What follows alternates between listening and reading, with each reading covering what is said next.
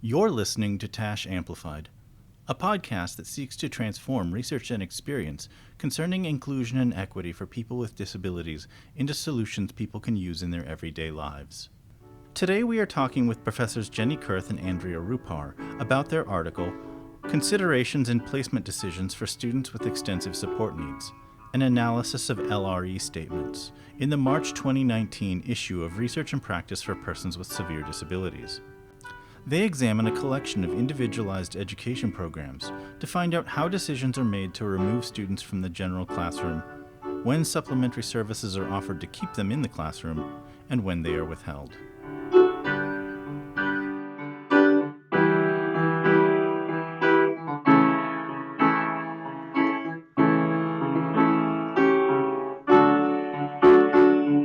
Professors Jenny Kurth and Andrea Ruppar, please introduce yourselves for our listeners. Tell us a little bit about yourselves, what your current work is, and what brought you to the field of disabilities. My name is Jennifer Kurth. I'm an associate professor at the University of Kansas, and I have been working in the field of special education since, I think, 1998, which is shocking. When I started as a paraprofessional and then was a teacher for about 10 years and then have now been at the university for a good number of years as well. And what brought you to your current work?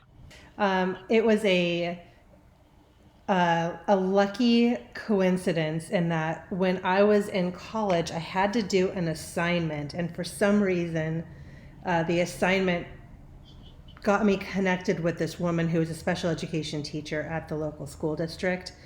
And she had a daughter with pretty significant support needs with intellectual disability. And she had been working to get her daughter out of this county-run facility and into the public schools. And her daughter, unfortunately, passed away a few years later.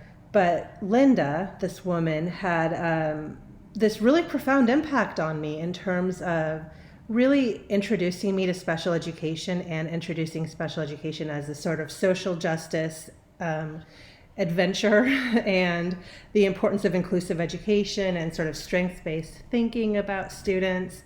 And really because of her, my work has unfolded, I think, the way that it has. And she's been she was a person who I got to end up working with as a paraprofessional my first year out of college, and then I got to have her as a colleague for my first few years as a teacher as well. And Andrea? My name is Andrea Ruppar, and I'm an associate professor at the University of Wisconsin-Madison. And I got into the field of special education kind of oddly similar to Jenny in 1998. We have so many parallels in our lives, and I just learned about another one. But I wasn't working in special ed, but I was working with adults with developmental disabilities in college. And after college, I was a music major in undergrad. So after college, we moved to Seattle, and I got a job teaching music at an elementary school. Not certified as a teacher, had no experience as a teacher. But in this school, there were kind of self-contained classes for kids with autism, and they came to music with me too. And that's where I kind of caught the bug for the convergence of all of the things that I was most interested in. I loved working with the adults with disabilities, and I continued to do that as I was teaching music. But then when these little kiddos with autism came to my music class, and I started to think about communication and how to integrate communication into their music class, that's when I decided that I was much better suited to be a special education teacher. So after I finished my master's, I taught in Chicago area for a couple of years, including, and my first job was teaching at a self-contained school, so a special education school. Everybody at the school had a significant disability, and they started the school when they were 3, and they were expected to stay at the school until they were 21. And I had learned about inclusion and thought about inclusive education from a theoretical standpoint, but I never realized how important inclusive education was until I was in that school and I saw how the expectations for these kids were so diminished compared to kids who were in more inclusive environments. And so actually it was that experience working in that self-contained school that fired me up for inclusive education. And so then I worked in an inclusive school for a few years before I went back to doing my doctorate and then getting to my current position. So that's my story. That's how I got into the field. Terrific. So tell me about the study that the two of you and a few other collaborators have in the spring issue of Research and Practice for Persons with Severe Disabilities. Yeah, I think, Andrea mentioned that we have these fun parallels in our lives. And one of the way that it got started is we met at a TASH conference a couple of years ago.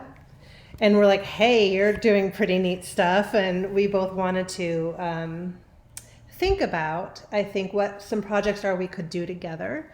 And one of the things, we have a lot of ideas, and one of the things we started with was this investigation of IEPs. And it kind of got started with some of our, backgrounds and similar work we were doing, where we got started looking at supplementary aids and services. And so we did some work with that. And then I think we were both also thinking, boy, we have a lot of really interesting data with these IEPs. And we'd collected IEPs from 6 states across the country, representing kids in grades K through 12. And, I think both of us have mentioned we're interested in inclusive practices and understanding how students get access to those inclusive settings. And so we thought that looking at the LRE statements would be an interesting way to go about that. And I know I'll let you say next, Andrea, but I know for me, it kind of started that I had been doing research, trying to understand how and why students ended up where they were placed in a couple other studies. And I was only able to get this aggregate data from the reports to Congress on the implementation of IDEA. And it's interesting, but it doesn't give you any facts or any details about who these kids are, how those decisions were made, what inclusion looks like or does not look like for them. And so I thought it was a really great opportunity to take a look at those IEPs in more detail. Yeah, so looking at these LRE statements was interesting for me also because I have an interest in how individuals individually and collectively make decisions, especially about inclusive education for kids with significant disabilities. And so looking at these LRE statements, to me, gave us an opportunity to kind of look at how people are rationalizing segregation and kind of give a window into their thought process or their justification for exclusion. Just because I'm always interested in kind of getting under the hood and trying to figure out why is this happening the way it's happening on an individual level. So for people who don't know, could you explain what the LRE is and what role it plays in the IEP and what you found about it in your study? Great. So I can get started, but Andrea, you might want to join in. The LRE is one of the sort of key provisions of the Individuals with Disabilities Education Act, and it's one of the sort of core principles of IDEA.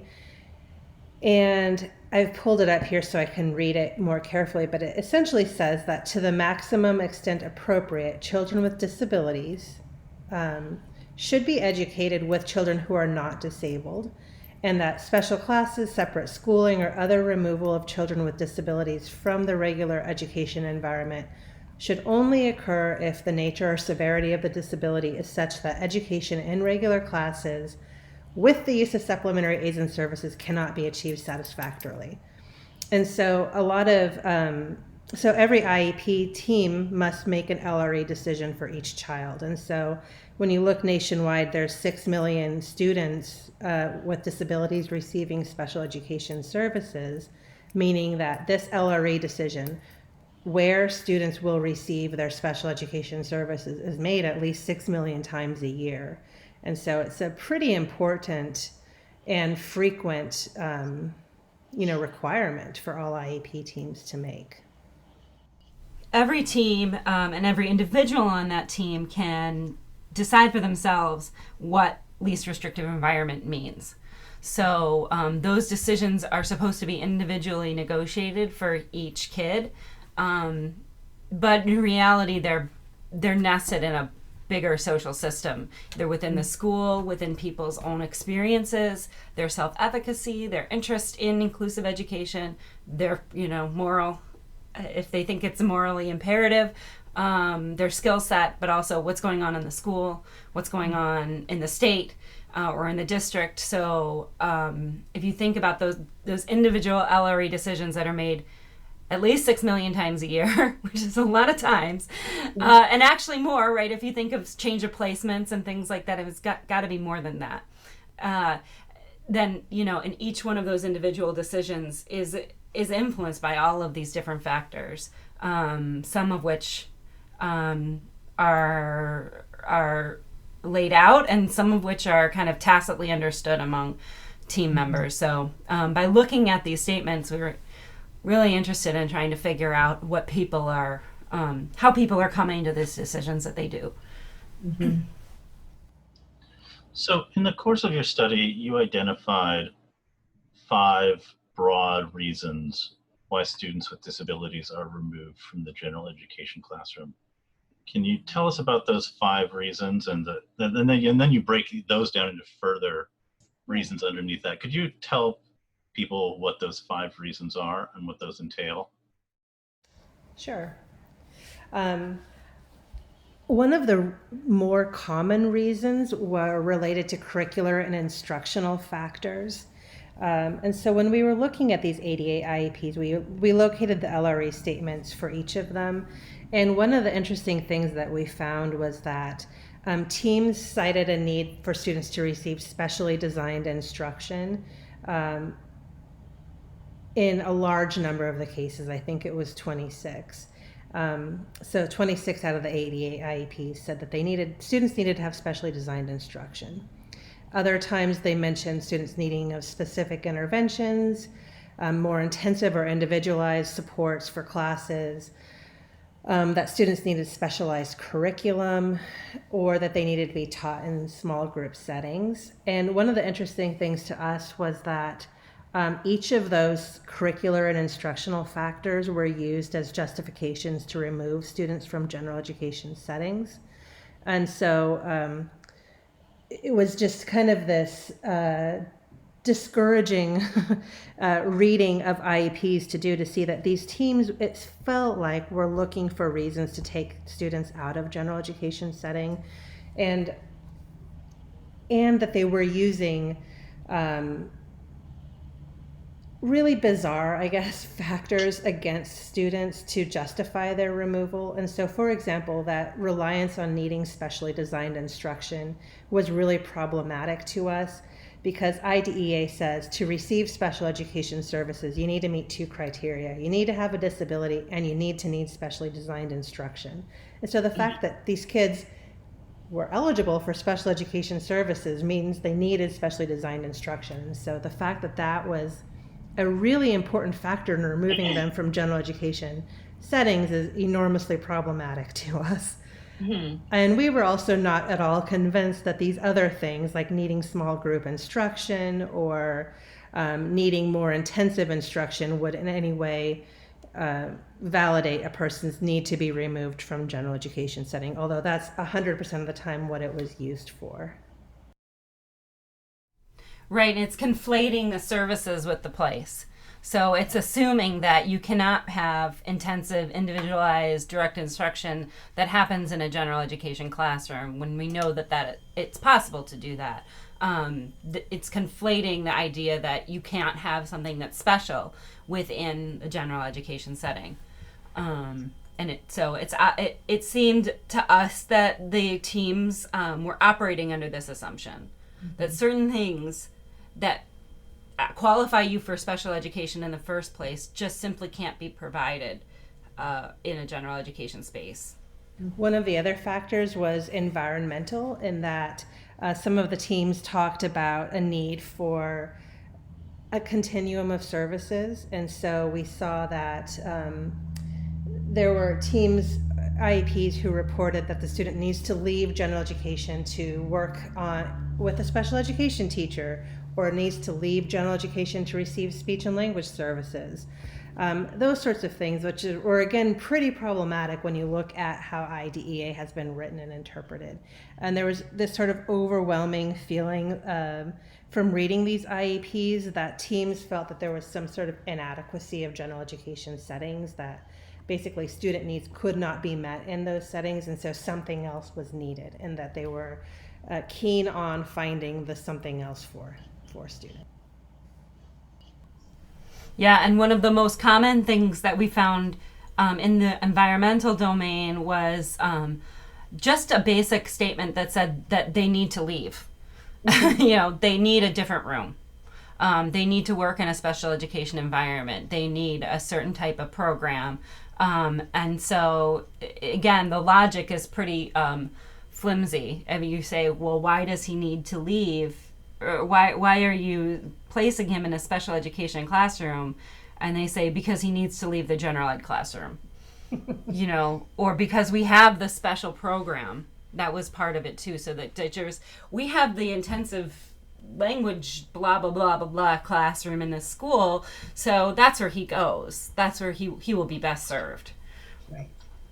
And again, it's about the environment and not about the people or the supports or anything that's like really specific about what happens in that environment or how the environment is structured. It's about the fact that there's an environment there. Yeah. And then our third reason was around student characteristics. And this was, I guess the whole thing was kind of discouraging, so I can just stop saying that. But the third sort of big bucket of rationales was related to student deficits, in that there was quotes such as, the student is functioning below grade level and requires direct one-on-one or small group instruction in order to address her needs. Or they were talking about student problem behaviors as reasons to leave, so another sort of student characteristic. 6 of them used the presence of a disability label to justify removal from general education. So because the student has a educational label of intellectual disability, then they should not be taught in general education setting. And they're going to go to the life skills room.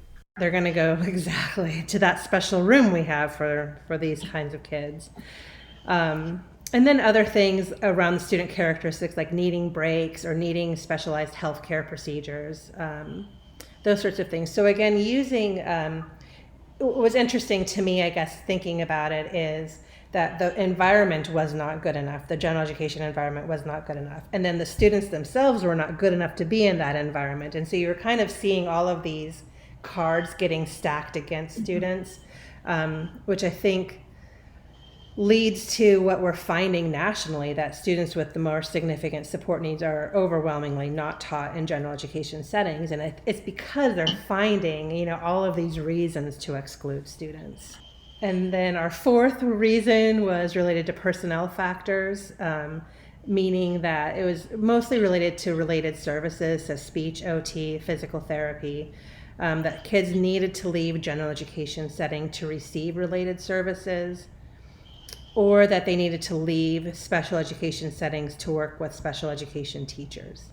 And again, you start, again, kind of assembling all of these pieces and think, the environment's not ready, the kid's not ready, the adults are not ready, or the adults cannot do it, or they cannot teach in an inclusive way. And so it was, again, just like, oh boy, this is pretty bleak.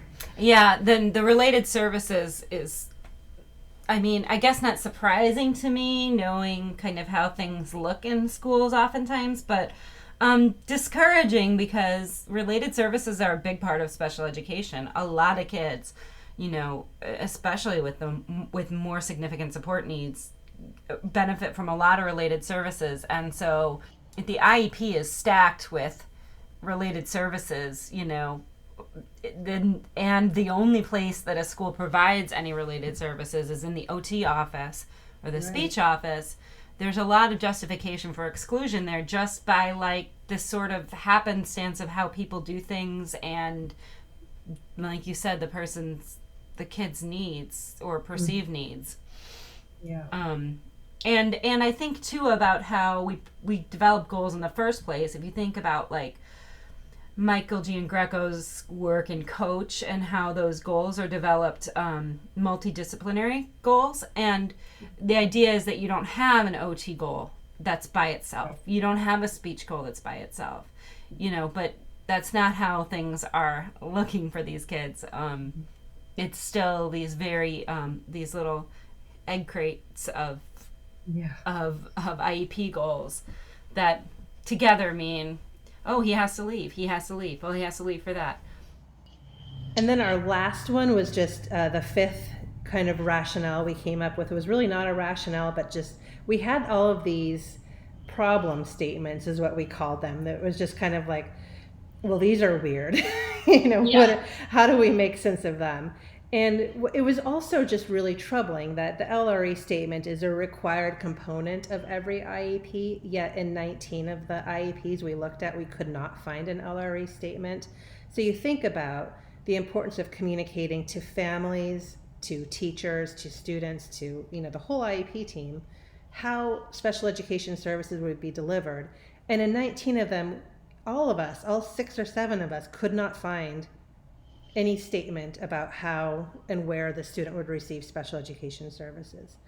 In other cases, we found statements that were identical.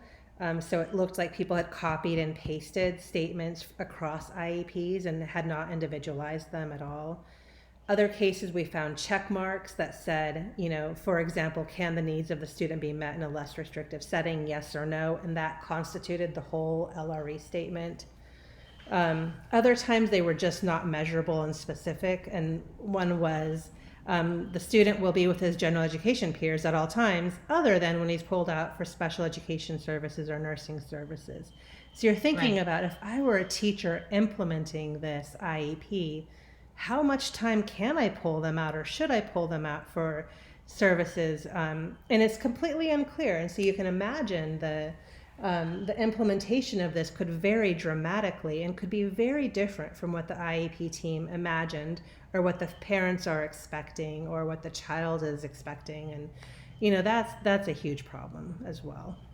And there's some really like weird iterations of these non-specific goals, and some, or not goals, LRE statements, and some of which one of my doctoral students who's been working on this project, Katie McCabe, is really interrogated recently, and she has a paper coming out. Well, we all do get to be on her paper, but it's her paper, looking at these problem statements, and some of the things that she's found are really interesting. So, for example, like words like as appropriate, right? Like who decides, he'll be removed from the general education environment as appropriate or as needed, or he would access the sensory room as needed, without a real recognition that a sensory room is an exclusionary environment, right? Like there's other ways to get your sensory needs met. But like who decides what's appropriate and when do they get to make that decision is left completely out of the statement. And so it's totally unclear. The other thing that's interesting is this use of passive voice. So Charlie will receive, or Charlie will be removed from the general education environment when his behavior, blah blah blah. Who removes him? Like, let's put the onus on somebody's. Like, let's give the responsibility. Who's going to decide when his behavior is not appropriate for the environment? And what does appropriate mean? When his learning, Charlie will be removed when his learning distracts from others. Well, whose IEP is this? Is it his IEP, or is it the other kids? And who gets to decide when they're being distracted? Do the other kids get to decide? It sounds like they would be the best people to tell you. But none of, it's really unclear how these types of decisions get made, every day. So those are kind of our next steps and some of the research we've been doing since. So the two of you have a lot of data and a lot of numbers in here, but I think when you get down to some of your categorical statements, when you look at the numbers, you can see, well, it's like 2/3 that and 1/3 that, and Mm-hmm. 60% this, 40% that. You can get lost in it. When you start making categorical statements, the picture is really bleak. Right. Not a single one of these did that. Mm-hmm. Every single LRE statement we looked at omitted this. I think something you say that's a pretty significant indictment is you say, in fact, nearly every LRE statement can be characterized as a description of why students should be taught outside the general education setting. It seems like what you're saying is the original conception of the LRE is you need to justify exclusion, Right. whereas what it's become is the reverse. Like Right. exclusion is the default and Right. will justify the opposite. That's right. That's exactly what I think I walked away from this feeling like, is that somehow this, the implementation of IDEA somehow has really twisted and turned in terms of how things are being interpreted, and that we're no longer assuming that the default placement is the general education setting with supports and services, and that we need to find ways to make that happen for all students. But instead, it's what do we need to say to make it that this student should not be part of the general education classroom or environment, and how can we effectively paint this picture of a student as being too needy, too, whatever, to be a member of this general education classroom. And that to me was really the most discouraging takeaway, is just that it's the child's a problem, the teachers are a problem, the environment's a problem, and we don't know how to say it. We're just and here's why I think one reason why we could explore. I'm just kind of talking off the cuff here, but like when the law says the nature and severity of the child's disability, blah blah blah, that calls out severe disabilities as the reason why you can't exclude somebody. Like it creates a category right there that says like, oh, but if he has a severe disability, I can just say the nature and severity of his disability makes it impossible for him to learn in the general ed environment. There you go. So it's like that wording is problematic, and I'm always interested in how people co-opt, and Jenny and I talk about this a lot. She has to listen to me say this a lot, but like how people co-opt the language of the law to serve their own purposes, and they'll even write phrases from IDEA like in an IEP as like the justification for whatever they want to do.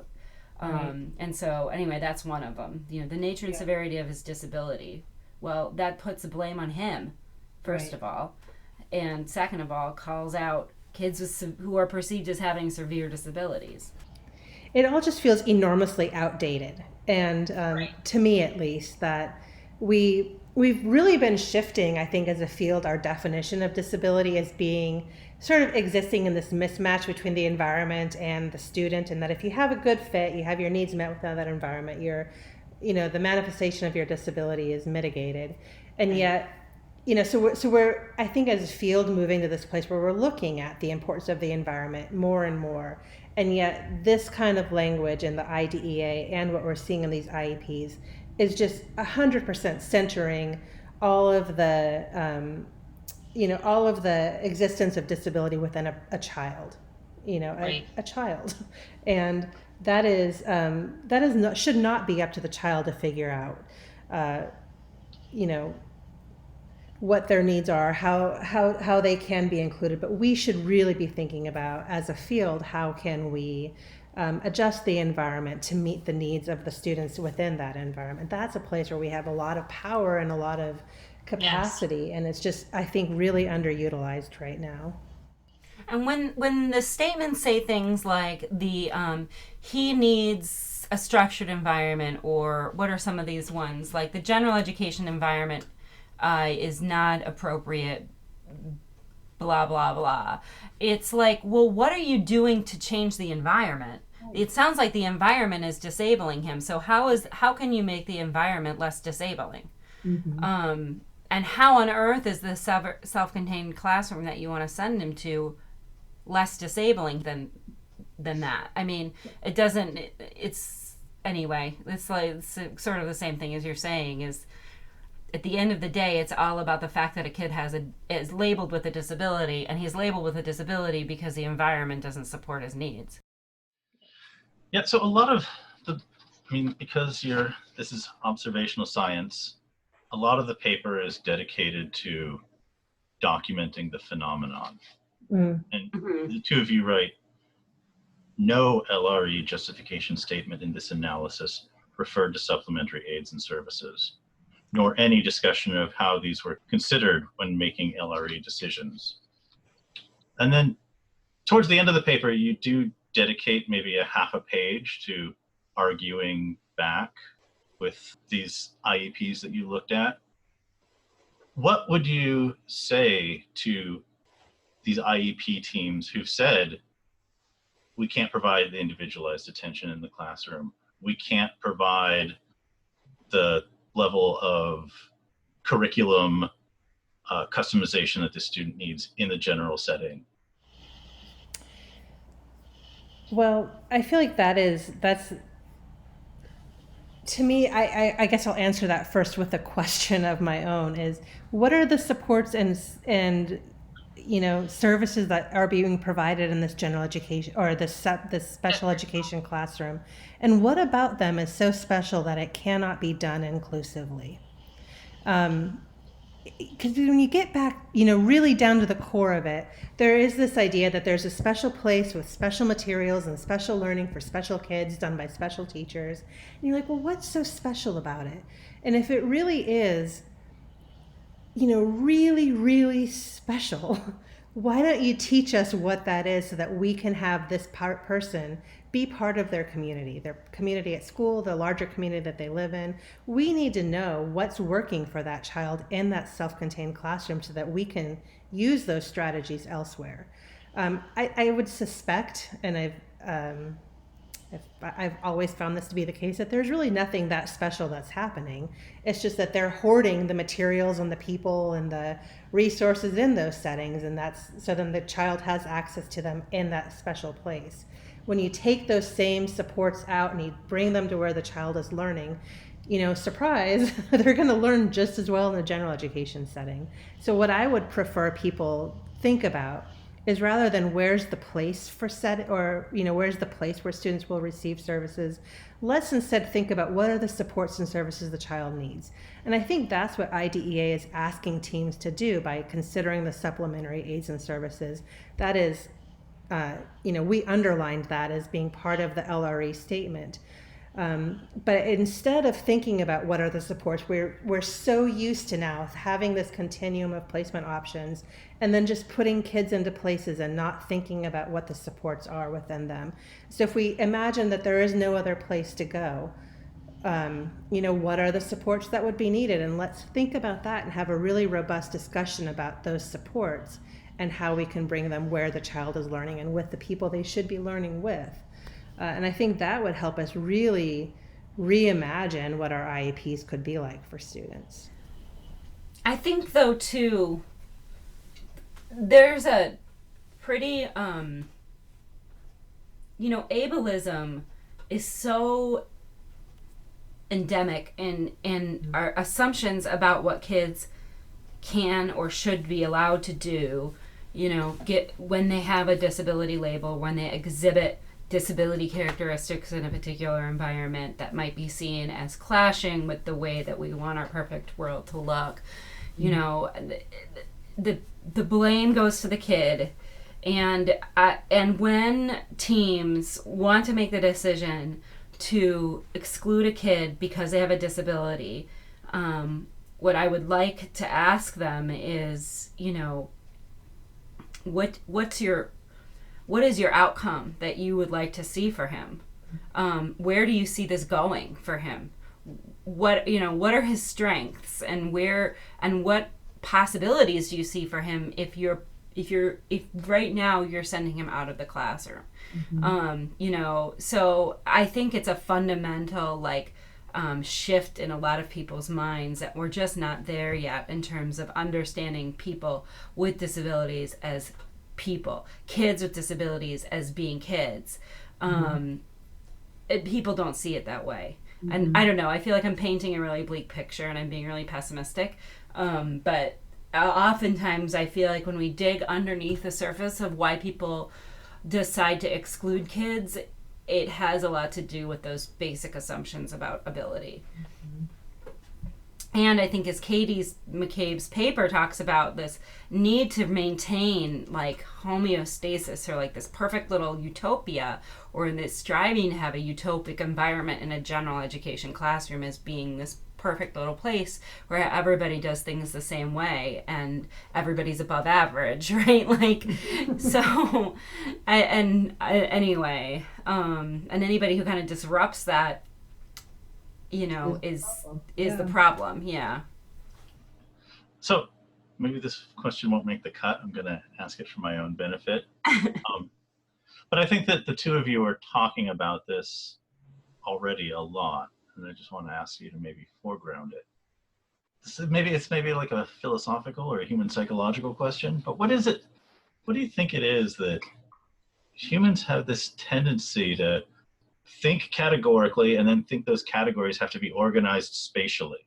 Like humans are like machine hardware, and we got to put the metric thread in this bin and the English unit thread in this bin, and the 3/8 go over there and the 3/4 go over here and the 2 millimeters go over there. What motivates, or what is in people's thinking that drives them to seclude like this? I think it cleans up decision making for people in some ways, in their minds, right? It makes the answer clear when, or appears to make the answer clear, even when really there is, every single decision in special education is ambiguous. There's a million different things that are coming into a person's decision.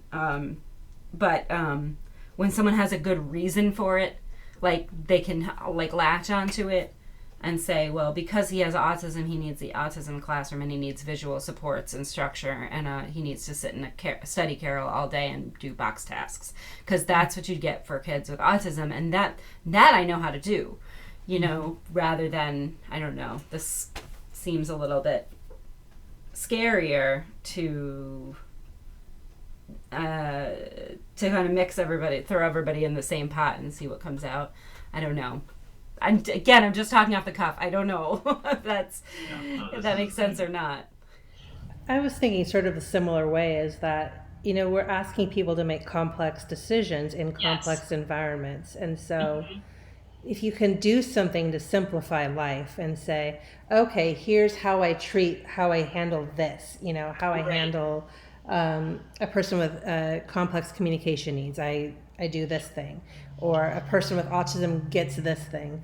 It takes some of the decision, the complexity out, and it helps people make faster decisions and maybe more confident decisions, even if they're not really accurate. And you can't fault people for defaulting to what they know, or trying to find the easy path, but it's just not always the right path. And so, there has to be some degree as, humans, of comfort living in complexity. And, but I think all of us are always trying to find some way to reduce that. And it doesn't always work out very well. Okay, so 2 last questions. You write that this is an installment in a larger project. Yes. Can you tell us about that larger project and what's next? Do you want to start, Andrea, or? Yeah, well, so we have a few different papers off of the same project. So the LRE paper, we have one about supplementary aids and services. Some are in press, some are in revisions. I'm probably not thinking of all of the stuff right now, but I know what's coming next. So what's coming next is we're looking at this is my passion project, is looking at present levels of performance. So how do teams characterize the kids with disabilities? It's sort of like if you look at an IEP, it's like the preamble.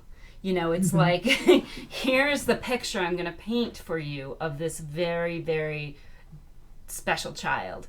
And here are all the special things about him. And it's almost like setting the stage for whatever decisions that they're going to make. They have to you have to go back to the present levels to justify those decisions. So we're really interested in digging into the language of present levels of performance and how people characterize and create kids almost, and paint this picture of a kid in the IEP to justify their decisions. The other thing that's happening, as I mentioned, Katie McCabe has a paper that is about to be published. We think it's about to be accepted on she calls it cracks in the continuum, and looking at how how teams justify LRE. So she takes these LRE statements and she drills down into them, and looking how teams kind of create cracks to allow kids to be segregated through their language and their conceptualizations of like what a school should be or what a classroom should be. So those are the two coming soons. The cracks in the continuum is coming sooner than the present levels of performance, but they're both coming.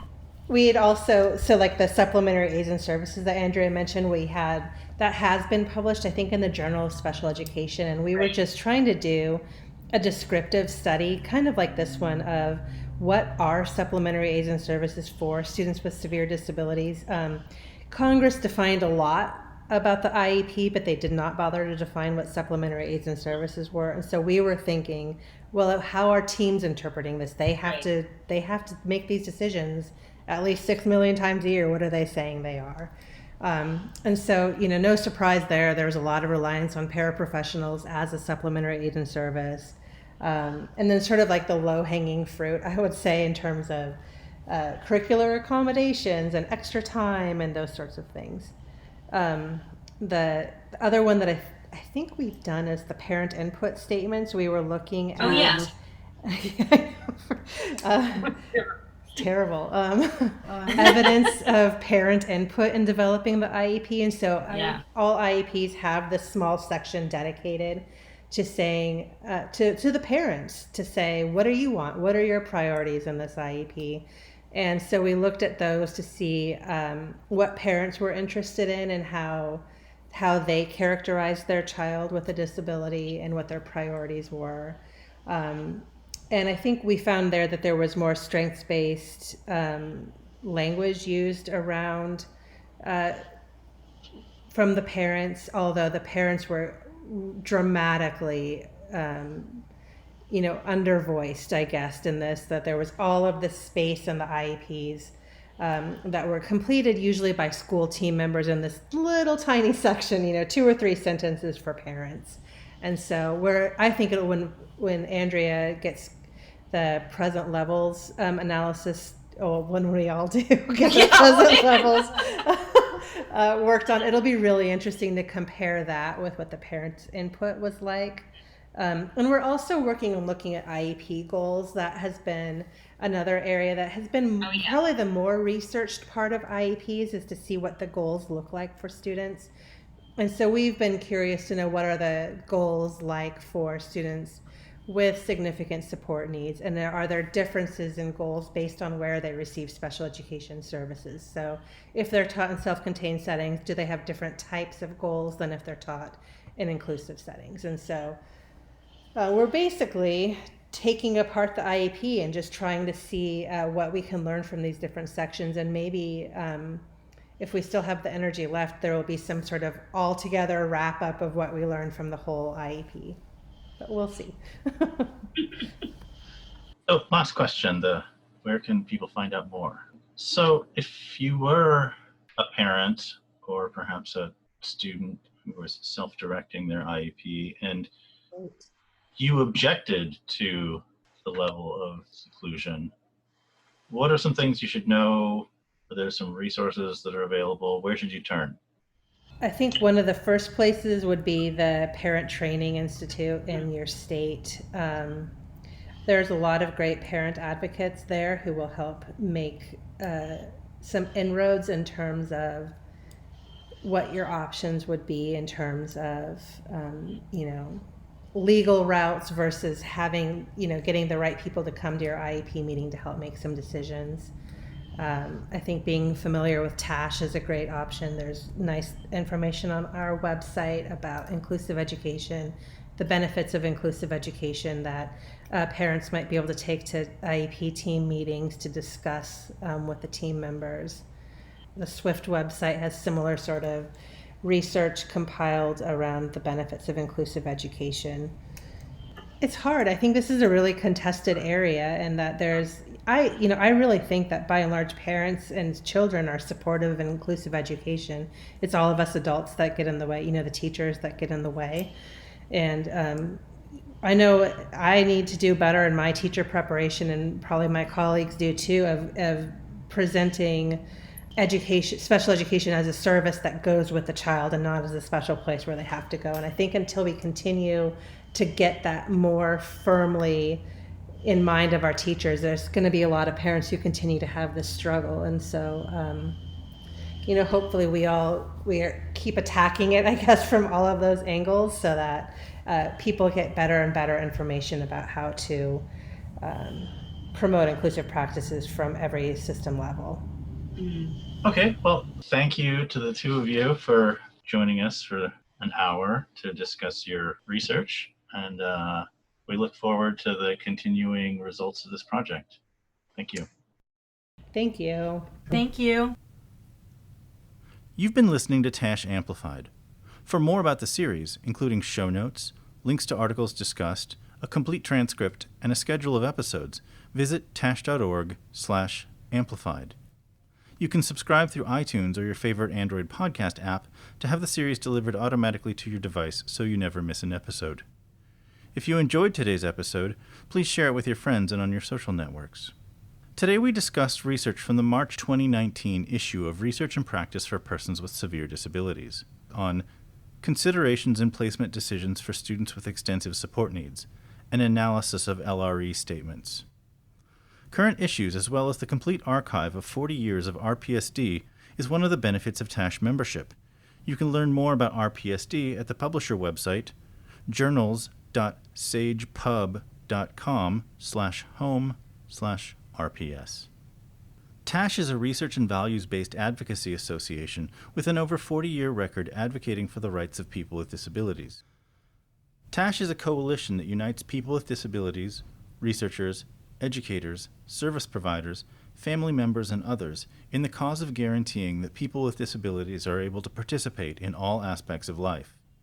In addition to this podcast series, we offer our scholarly quarterly, Research and Practice for Persons with Severe Disabilities, a popular magazine, Connections, local chapters covering 18 states, a series of webinars and regional conferences, and our annual conference.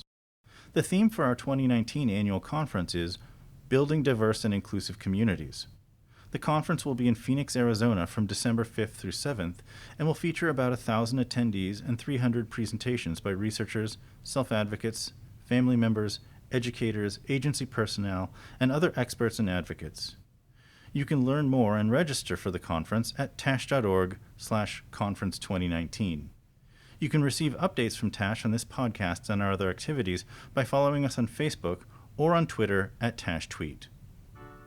Music for TASH Amplified is an original composition and performance by Sunny Sefarati, the co-director and autistic self-advocacy mentor at The Musical Autist. You can learn more about The Musical Autist at www.themusicalautist.org. This has been a sample of the colleagues and conversations available through TASH. It is only because of the excellent work that our members do that we can bring you this information. For more resources such as this and to become a member, visit tash.org/join. We'll hear from another outstanding advocate again in the near future.